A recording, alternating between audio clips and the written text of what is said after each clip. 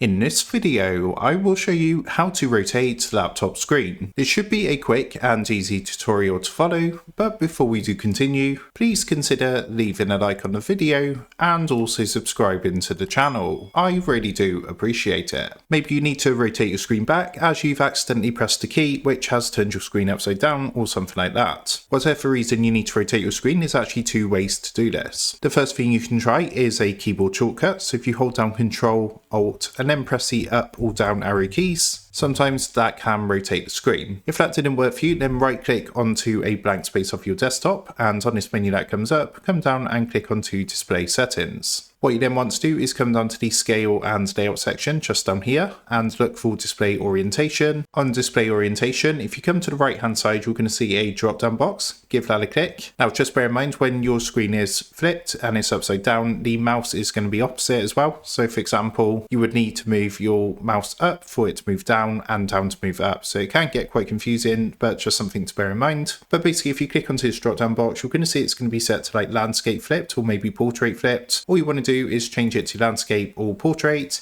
and that should orient the laptop screen and rotate it back to normal. Of course, if you want to flip it back upside down, then you just need to select flipped, and as you can see, it's going to flip the screen just like this. So that is how to rotate the laptop screen. With that being said, I hope this quick tutorial did help you out today, and if this did help you out, I would really appreciate it if you was to consider dropping down below the video, leaving a like, and also subscribing to the channel. With that being said, I just want to take a minute to thank you guys for watching this quick tutorial, and I will see you in the next video.